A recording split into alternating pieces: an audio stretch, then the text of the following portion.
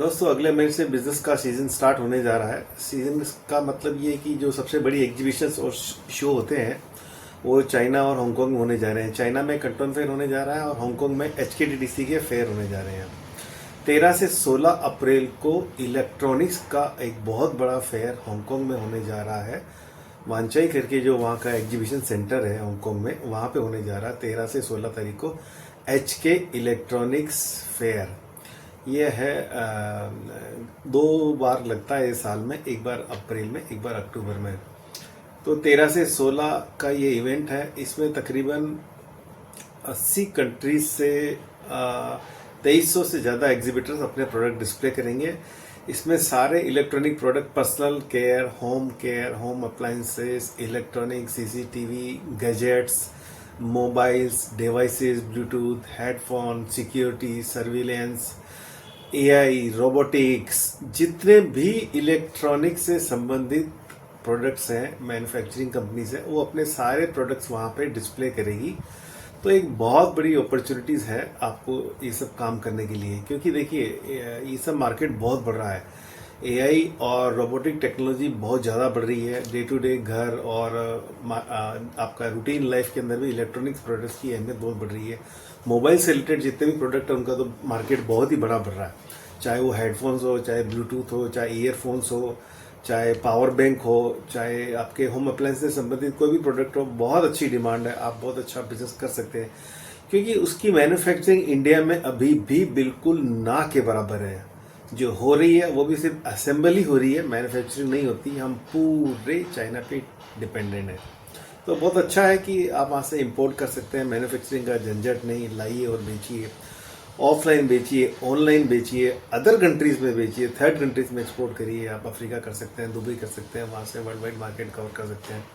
E-commerce बहुत बहुत बड़ा सेगमेंट होने जा रहा है इंडिया के अंदर। आप लोग ई-कॉमर्स कर सकते हैं, ऑफलाइन कर सकते हैं। बहुत अच्छी अपॉर्चुनिटीज़ है, आपको जाना चाहिए। 13 से 16 हांगकांग में है और फिर 15 से 19 ग्वांगझोउ कंटोन फेयर है, वहाँ पे भी ये इलेक्ट्रॉनिक वाला फेयर है।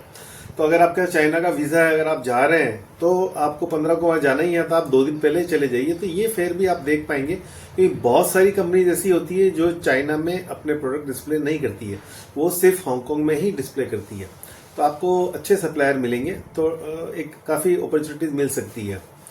अब हांगकांग जाना कैसे है? हांगकांग जाने के लिए सब शहरों से, दिल्ली, बॉम्बे, मद्रास, बेंगलोर, सभी जगह से डायरेक्ट फ्लाइट्स है, आप जा सकते हैं। और अभी इंडिगो ने तो अपनी फ्लाइट डायरेक्ट चालू है ही वहाँ पे। आप जैसे आप उदयपुर रहते हैं या अहमदाबाद रहते हैं, तो आप वहाँ से डायरेक्ट फ्लाइट ले लीजिए इंडिगो की या एयर इंडिया की। उसमें क्या होगा कि आप अपने शहर से सीधे टेक ऑफ करेंगे और हांगकांग पहुंच जाएंगे, और वहीं से वापस आप बैठेंगे, अपने शहर आ जाएंगे। अब जो आपको उदयपुर से दिल्ली है, या अहमदाबाद से दिल्ली है, या अहमदाबाद से मुंबई है, उस फ्लाइट में भी आपको वो 25 या 30 किलो का वजन लगेज मिल जाएगा। तो आप जब वापस आएंगे तो आपके पास बहुत सारे सैंपल होंगे। तो आप डोमेस्टिक फ्लाइट में भी 25 या 30 किलो वाले सेगमेंट के अंदर आप आराम से ट्रेवल कर सकते हैं। तो बहुत अच्छी बात है। आप अलग अलग टिकट बनाएंगे तो आपको वो लगेज का वो नहीं मिलेगा, तो एक ही टिकट बनाइए, जैसे उदयपुर से हांगकांग या अहमदाबाद से हांगकांग, तो वो आप लेके आइए। उस तरीके से आप जा सकते हैं, तो काफ़ी अच्छा पैसा आपका बच जाएगा। 13 से 16 हांगकांग में फेयर है। 11 से 14 एक और ग्लोबल सोर्सेज है, वो भी अपने फेयर्स वहाँ पे लगाते हैं। उनका भी इलेक्ट्रॉनिक का फेयर है और वो भी बहुत बड़ा होता है। वो एशिया वर्ल्ड एक्सपो जो है एयरपोर्ट के पास में है, वो वहाँ पे लगाते हैं। तो HKTDC का फेयर वांचाई में लगता है, इनका लगता है एशिया वर्ल्ड एक्सपो एयरपोर्ट के पास में। तो वहाँ से दोनों जगह जाने के लिए, दोनों जगह से आपको बसेस मिलती है, ट्रेन भी चलती है। ट्रेन में आपको थोड़ा चलना पड़ेगा, बहुत थक जाएंगे आप। सीधा HKTDC में वांचाई से और एशिया वर्ल्ड एक्सपो से बसें चलती है। आप बाहर निकलिए और बस चलती है हर 10 मिनट के अंदर, उसमें बैठ जाइए। वो फ्री शटल होती है, आपको एक जगह से दूसरी जगह पे ड्रॉप कर देगी, तो आप आराम से कर सकते हैं। तो फेयर आपको देखने जाना चाहिए। कैसे जाना ये मैंने बता दिया। ठहरने के लिए हांगकांग में चुंकिंग मेंशन करके एक जगह है,